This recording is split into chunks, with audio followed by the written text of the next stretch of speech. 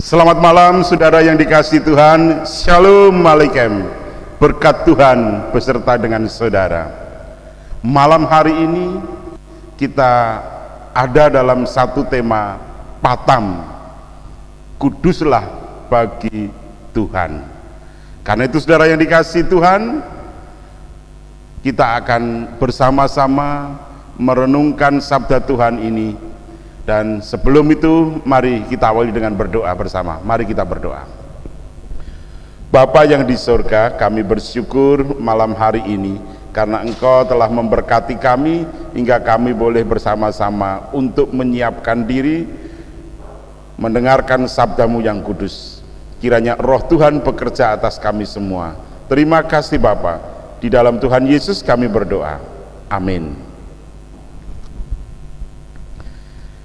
Kita akan angkat satu pujian dari Kidung Jemaat 249, bait pertama dan kedua.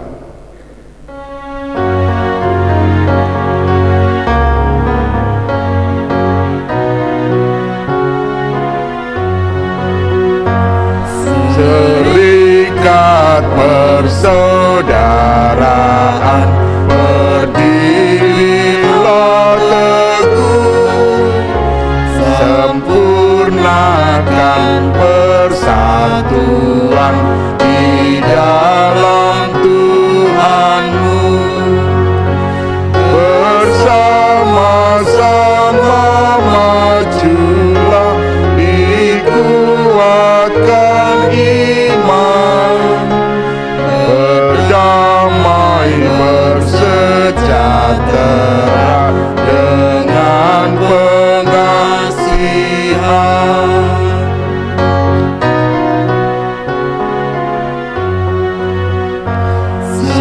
Serikatmu tetap teguh di atas alasan, yaitu satu Tuhanmu dan satulah iman, dan satu juga baptisan, dan Bapa satulah yang olehmu sekalian dipuji disembah.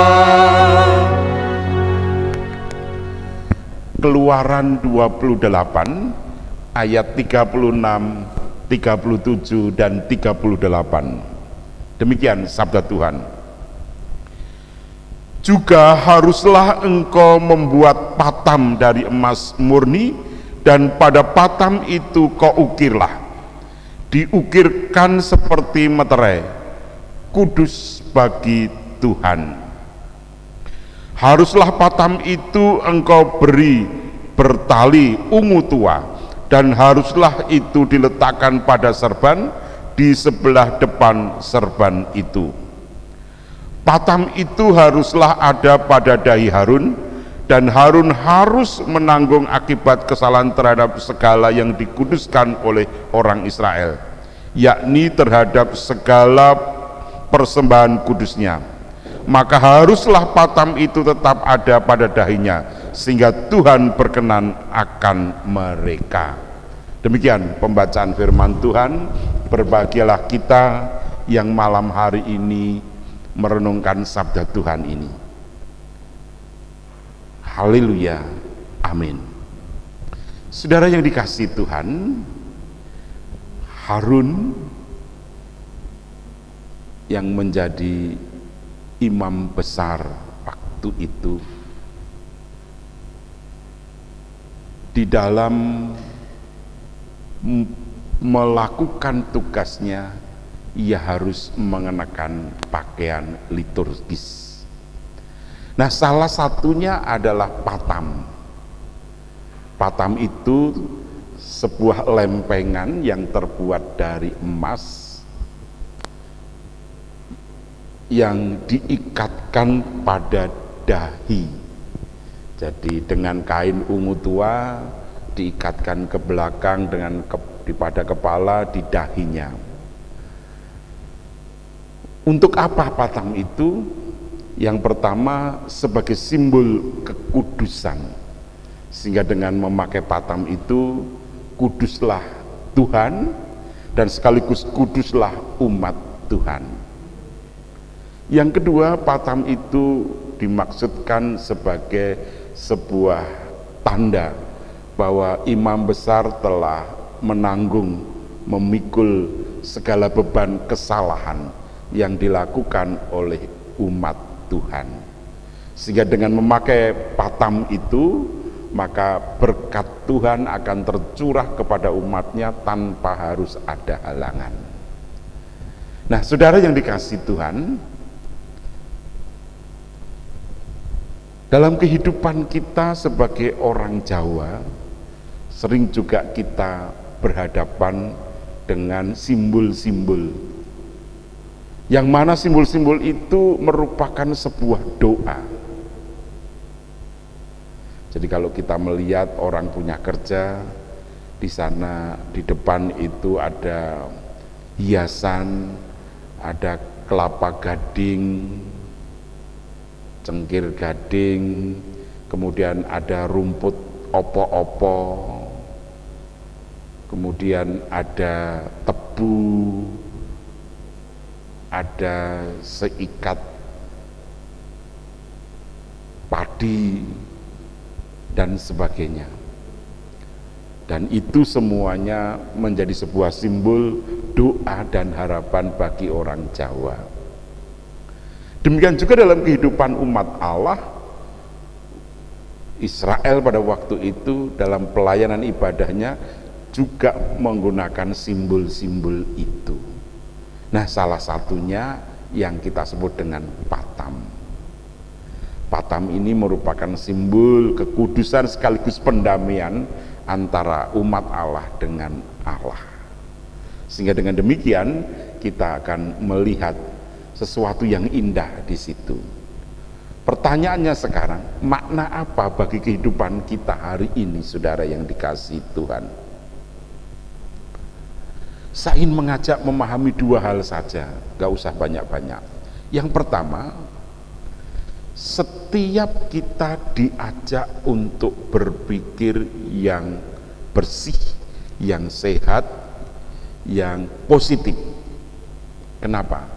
Patam yang dikenakan oleh Imam Harun di dahinya itu juga merupakan simbol dari pikiran, hati dan jiwa serta keseluruhan tubuh dari Imam Harun, bahwa Imam Harun dalam kekudusan, dalam cara berpikir yang bersih, yang positif, sehingga Imam Harun bisa memberikan hal yang baik, yang indah kepada umat Allah, dan sekaligus di situ menjadi saluran berkat bagi seluruh umat. Bukan hanya itu saja, dengan simbol patam itu maka Imam Harun berani bertanggung jawab memikul beban yang diderita oleh umat Allah, sehingga umat Allah menerima berkat tanpa harus ada halangan. Artinya doa-doa yang disampaikan umat Allah kepada Tuhan tidak ada lagi halangan, tidak ada lagi sekat, sehingga berkat itu dari Tuhan akan terus meluncur dengan deras kepada umatnya. Nah, demikian juga dalam kehidupan kita, saudara yang dikasihi Tuhan. Kalau kita ini berpikir secara positif, hati kita bersih, indah, maka di situ sebenarnya kita juga menjadi saluran berkat yang indah bagi banyak orang, bagi sesama kita. Cara berpikir kita yang positif, yang indah, itu juga menjadi cerminan hubungan kita dengan Tuhan. Beberapa hari kemarin saya menerima, atau kita menerima sebuah renungan yang disampaikan oleh Pak Lili dengan sebuah judul cucian tetangga. Nah, kalau kita amati di renungan itu ada sesuatu yang indah. Karena sepasang suami istri, istrinya melihat bahwa cucian tetangga itu enggak bersih. Suaminya diam.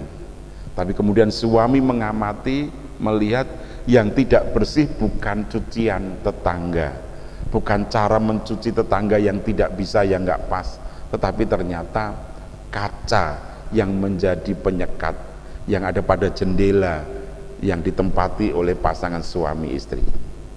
Dan ketika kaca itu dibersihkan, maka suami istri bisa melihat bahwa tetangga sebelah ternyata sudah mencuci dengan baik, dengan indah dan benar dan nampak bersih.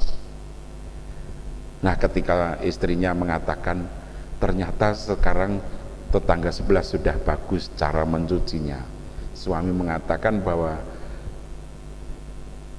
saya bangun pagi membersihkan kaca jendela sehingga kaca jendela bisa bersih dan kita bisa melihat orang lain yang bersih, yang baik.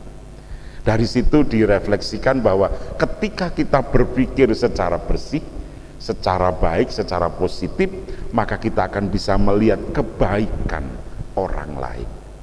Cara kita memandang bagaimana orang lain itu ada bergantung dari pola pikir kita, cara pikir kita. Ketika cara pikir kita ini negatif, maka kita akan menghasilkan negatif. Tetapi ketika cara pikir kita yang positif, maka kita akan menghasilkan yang indah, yang positif. Nah, malam hari ini saudara kasih, Imam Harun diminta untuk memakai patam yang terbuat dari emas murni. Supaya apa? Itu menjadi simbol pikiran Imam Harun harus bersih, harus murni, harus indah. Tidak boleh Imam Harun punya pikiran yang jahat, yang negatif. Kenapa? Karena Imam Harun adalah imam yang menjadi pengantara antara umat dengan Allah. Nah, kalau Imam Harun itu berpikiran yang jahat, maka berkat yang dari Tuhan kepada jemaat, kepada umatnya akan terhalang. Demikian juga dalam kehidupan kita. Ketika kita sebagai orang tua, ketika kita sebagai pribadi mempunyai pikiran yang jahat, yang negatif, yang jelek, cara pandang kita juga cara pandang yang salah, maka sebenarnya berkat Tuhan yang harusnya sampai kepada kita, sampai kepada anak-anak kita, sampai kepada terhalang oleh cara sikap dan tindakan kita.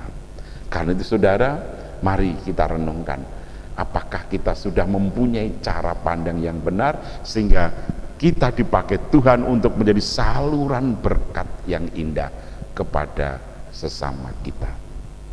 Yang kedua, saudara yang dikasihi Tuhan,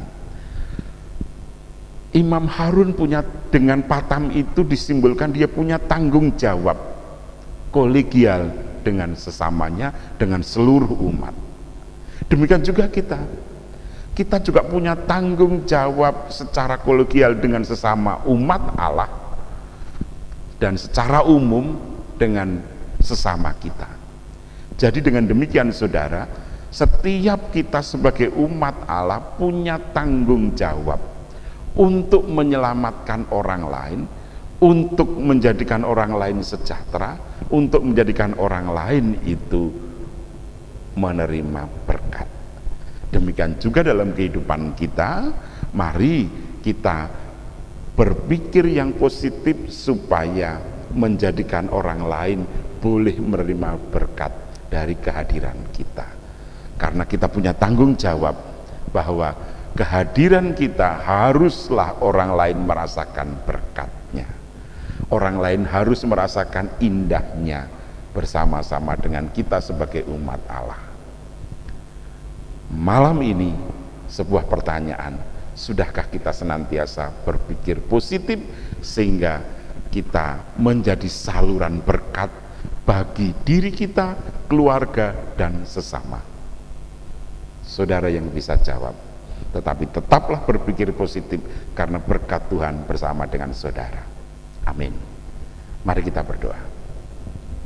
Terima kasih ya Bapa, malam hari ini Engkau memberikan sesuatu yang luar biasa untuk kami, supaya kami senantiasa menjadi saluran berkat, sehingga kami tetap berkata-kata, bertindak, berbuat yang baik, yang indah, yang positif, sehingga saudara kami yang lain merasakan berkat yang indah. Terima kasih Bapa, mampukan kami untuk menjadi saluran berkat-Mu. Di dalam Tuhan Yesus kami berdoa, dan kiranya cinta kasih Allah di dalam Tuhan Yesus Kristus dan penyertaan Allah Bapa yang luar biasa serta tuntunan kuat kuasa Roh Kudus menyertai saudara sampai akhirnya. Amin. Mari kita akhiri dengan Kidung Jemaat 249 bait yang ketiga.